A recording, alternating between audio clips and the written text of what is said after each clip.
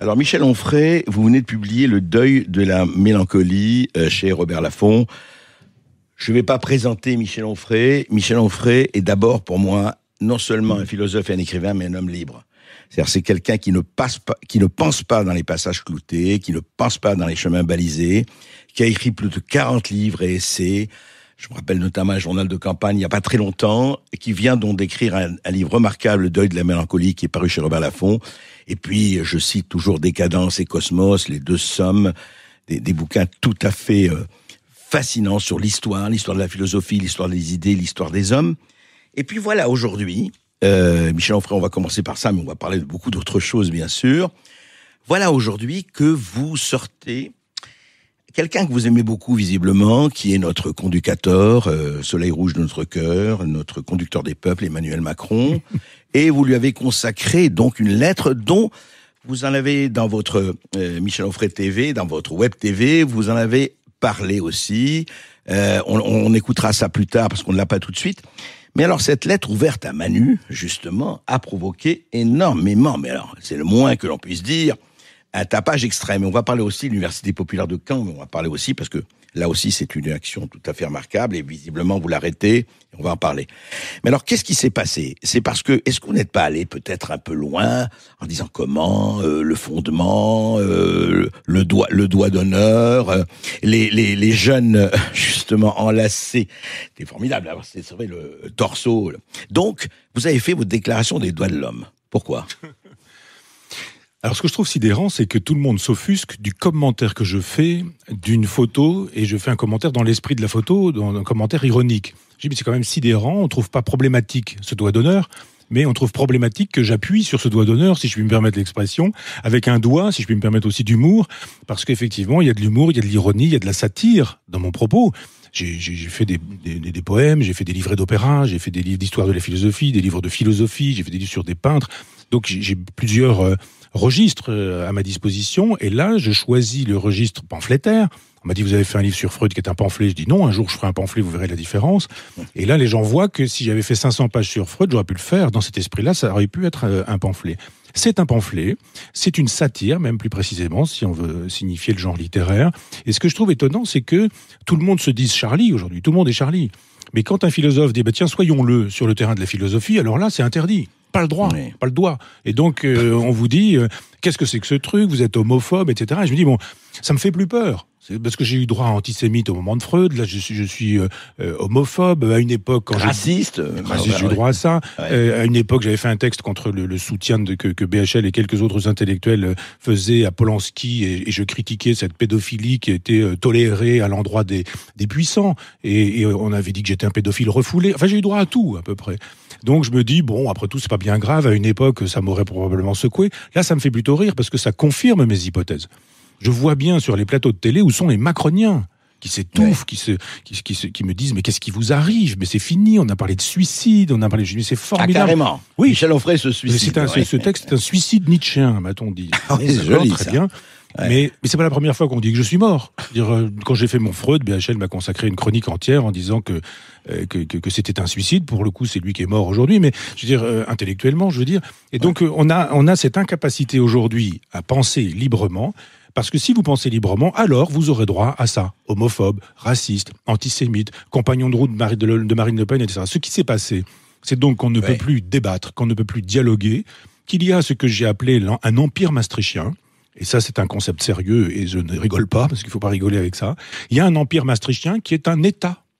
Il y a un drapeau, il y a une devise, il y a... un véritable empire. C'est un empire, c'est véritablement un ouais. empire. Et cet empire maastrichtien est ainsi fait qu'il dénie la démocratie, qui est pouvoir de dire non à telle ou telle proposition.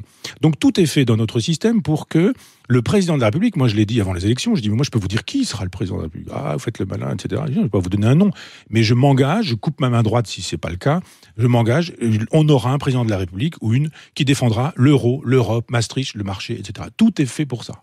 Donc Marine Le Pen est une méchante, mais il faut absolument arroser cette fleur du mal parce qu'elle doit être au second tour, de façon à ce que l'élection soit faite au premier tour. Et le soir du premier tour, Macron a gagné. Il le sait bien d'ailleurs, il va faire la fête avec ses copains intellectuels, Stéphane Bern, Bogdanov et quelques autres.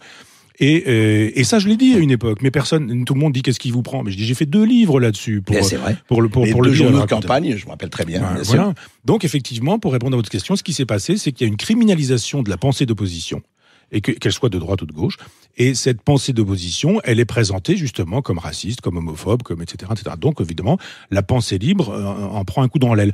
On n'a pas le droit d'être nationaliste si on aime la France, si on aime le drapeau bleu, blanc, rouge, si on aime la liberté, l'égalité, la fraternité, à quoi j'ajoute la laïcité et le féminisme, parce que je pense que il faut augmenter la devise de cette République. On vous dit, oh là là, mais nationalisme, Marine Le Pen, Vichy, le nationalisme, c'est la guerre, etc. Mais je dis, mais vous avez le droit, vous, d'être nationalistes, les Européens, les gens, les tenants de l'Empire maastrichtien. Il faut vénérer votre drapeau, il faut vénérer votre euro, il faut vénérer votre programme politique. Et quand le peuple dit, ben non, on n'en veut plus de ce projet-là, parce que l'Europe libérale ne nous intéresse pas parce qu'elle est libérale, mais on veut vraiment de l'Europe, on dit non au traité européen, et à ce moment-là, on dit vous l'aurez quand même. 2005, on voilà. se rappelle. Alors, je dis, maintenant, si effectivement on a le choix entre Emmanuel Macron et Emmanuel Macron, et que tous les autres sont présentés comme l'empire du mal, alors je dis effectivement que nous ne sommes plus en démocratie, et qu'on a beau jeu de dénoncer les régimes illibéraux, comme il est dit, quand il s'agit d'Erdogan, quand il s'agit de Trump, quand il s'agit du gouvernement polonais, par exemple, nous sommes désormais dans un régime illibéral.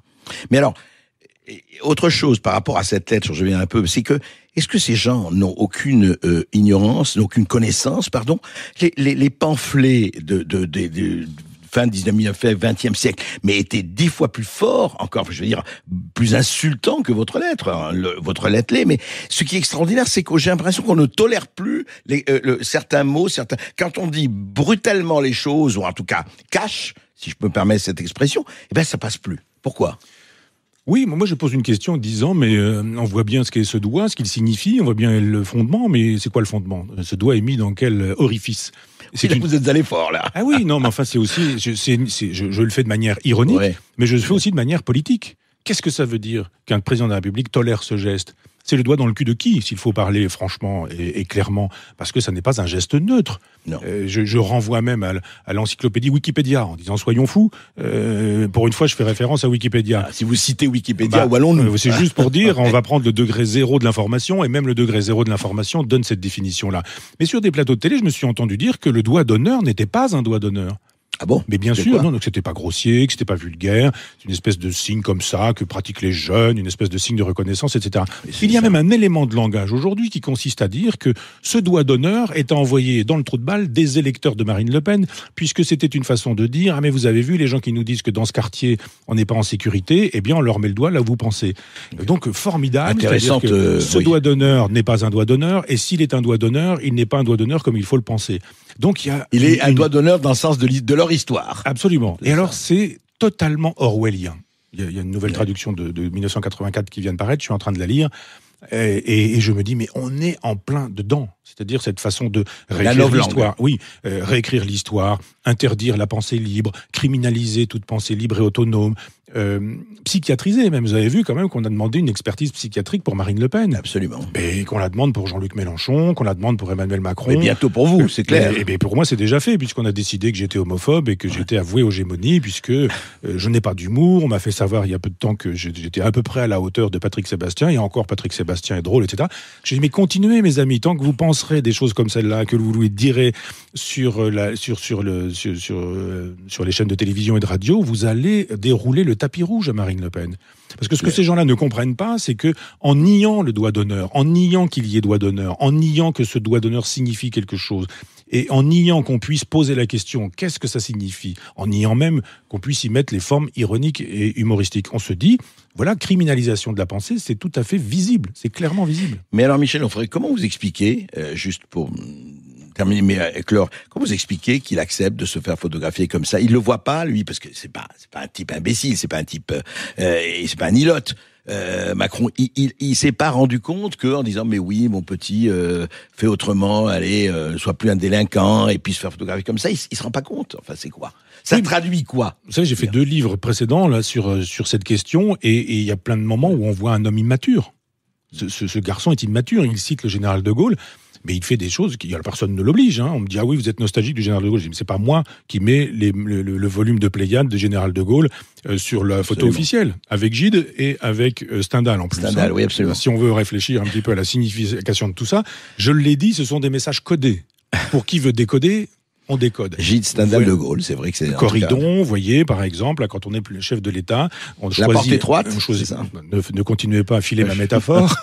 Mais, je dirais, il y a Corridon, c'est quand même un auteur qui fait l'éloge de la pédophilie. Souvenez-vous, quand il s'en va draguer les garçons, je parle de Gide, en Afrique du Nord, et qu'on lui dit, enfin, tout de même, il lui dit, mais mon Nobel me couvre. Et quand il tripote des petits garçons, il leur dit, n'oublie pas mon nom, je m'appelle François Mauriac. C'est-à-dire, c'est quand même cet homme qu'on choisit comme auteur pour le mettre sur le bureau de l'Élysée. Cela dit, ça, il ne faut pas en déduire de Macron que... J'en déduis quand on a des conseillers en communication payés très cher et un nombre considérable de gens, qu'on fait attention quand on choisit 3 volumes de Pléiade, on peut en choisir 600 à peu près.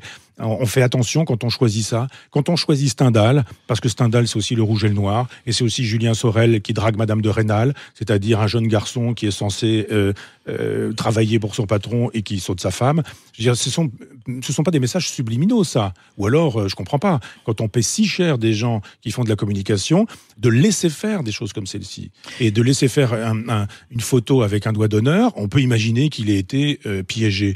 Mais mon problème... Oui, parce qu'il n'a peut-être pas vu le doigt d'honneur. Encore que quand vous posez avec quelqu'un, enfin bon. Oui, mais dont acte, il a été piégé. Mais il a commenté en expliquant qu'il n'avait rien à dire sur ce sujet-là, puisque c'était les autres qui étaient en gros des suppôts de Marine Le Pen. Sous-entendu, il va falloir voter pour moi aux prochaines européennes. Tout est fait pour ça. On criminalise les pensées libres et autonomes. On nous dit aujourd'hui, vous avez les populistes et les progressistes. C'est gros comme une maison.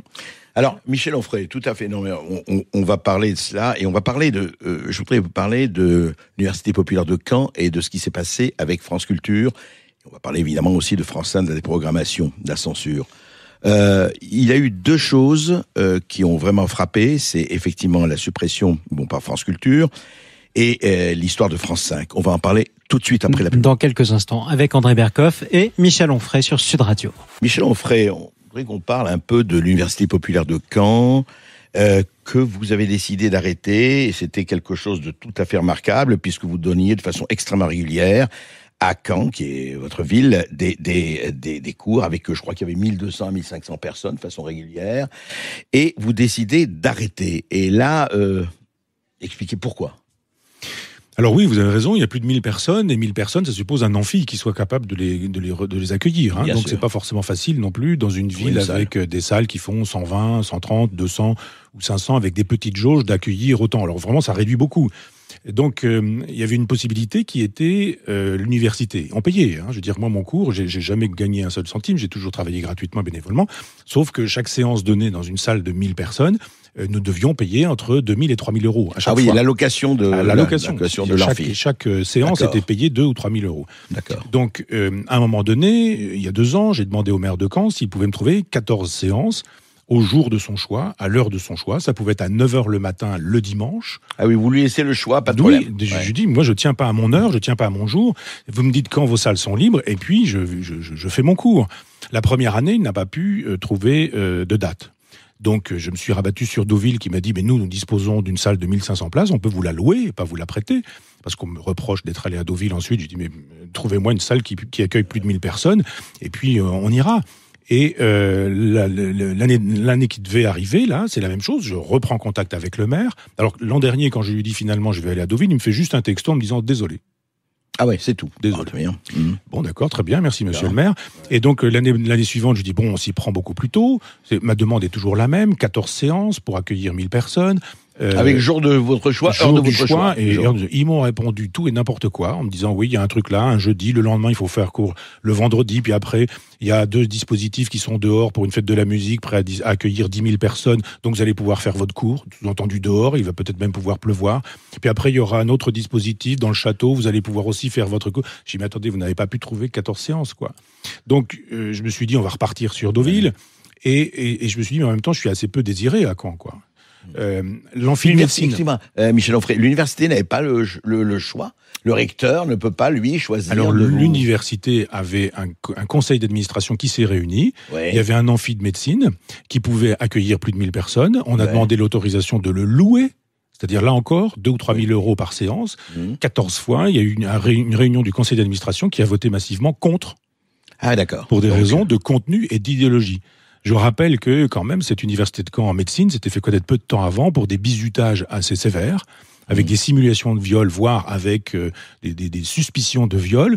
Et ce sont ces gens-là qui n'ont rien trouvé à redire à ce genre de bizutage dans l'enceinte de l'université, qui ont estimé que le contenu de mes cours n'était pas compatible. Donc censure. Avec la science. Bien sûr, censure du conseil d'administration qui massivement a voté contre.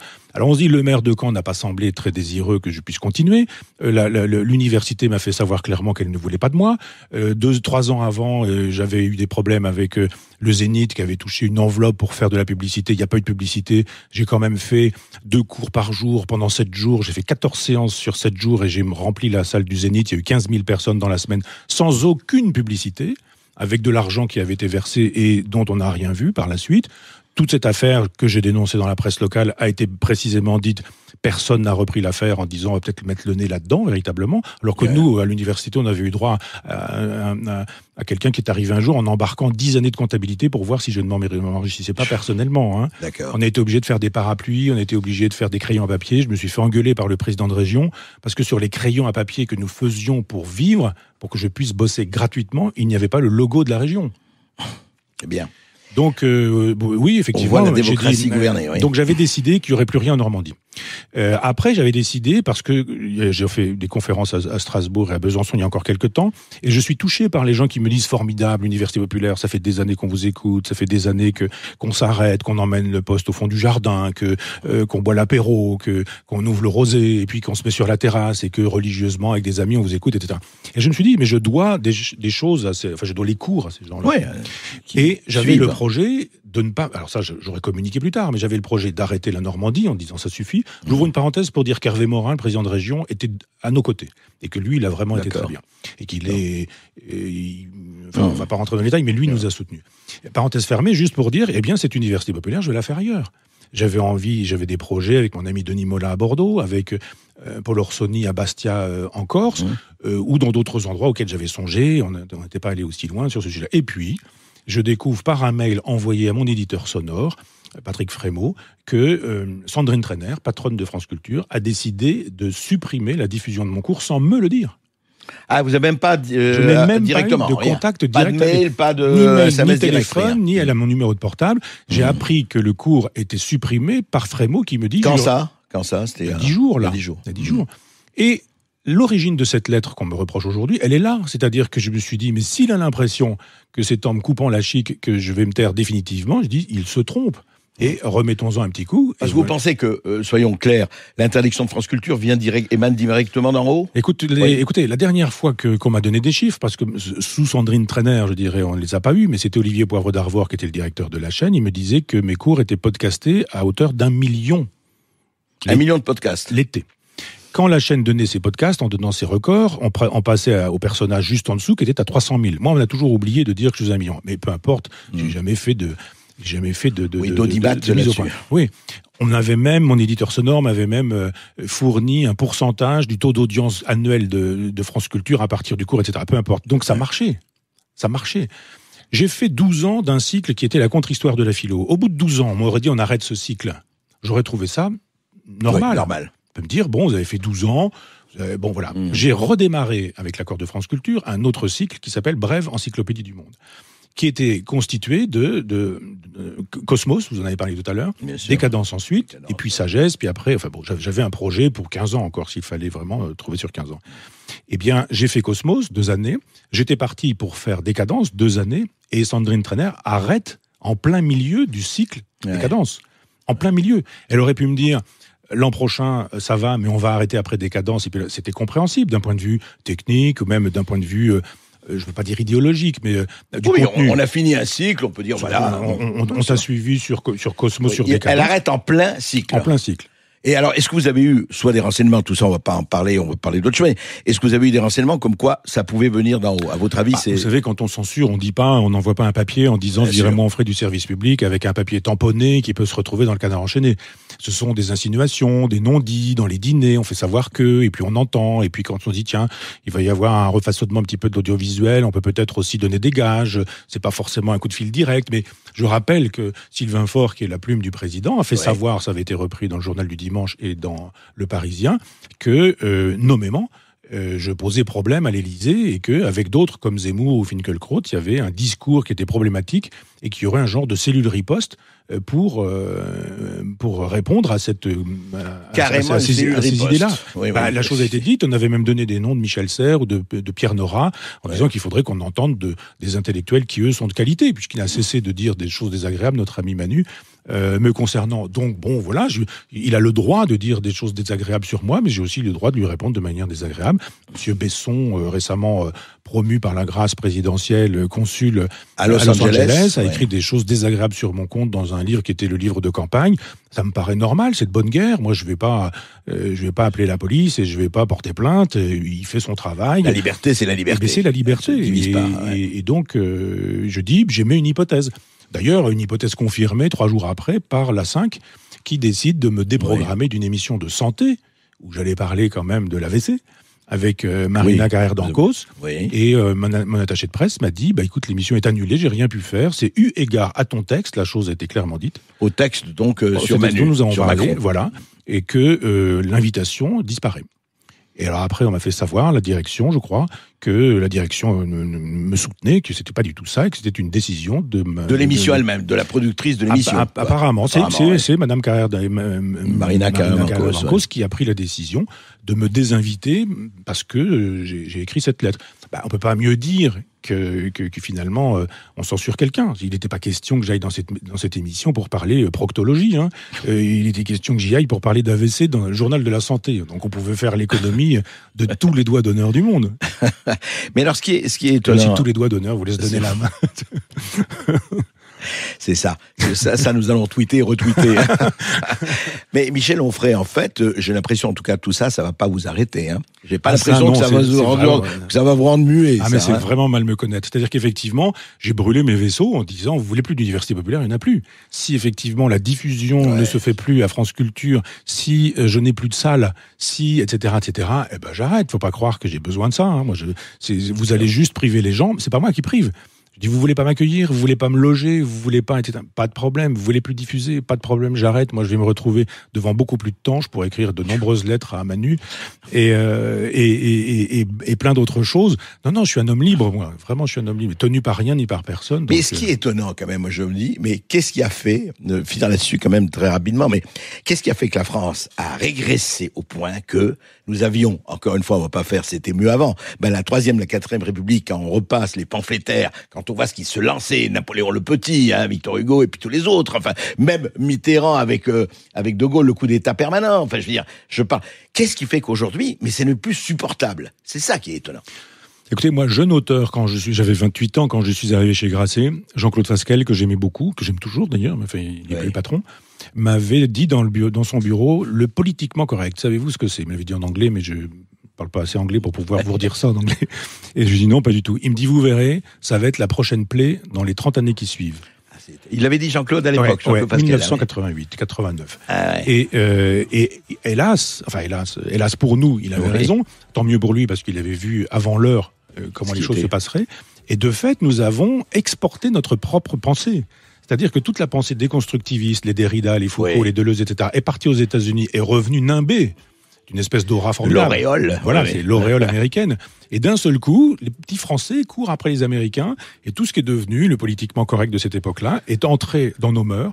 Les idéologies se sont effondrées, le christianisme ne fait plus recette, le marxisme ne fait plus recette, donc on a des idéologies identitaires, vous avez les identitaires musulmans par exemple, les et puis là les autres, on a les identitaires du politiquement correct qui veulent chercher de l'antisémite partout, de l'islamophobe partout, de l'homophobe partout. Et heureusement, nous avons des Michel Onfray, des Finkielkraut, des Zemmour et quelques autres, et nous avons encore Sud Radio. Allez.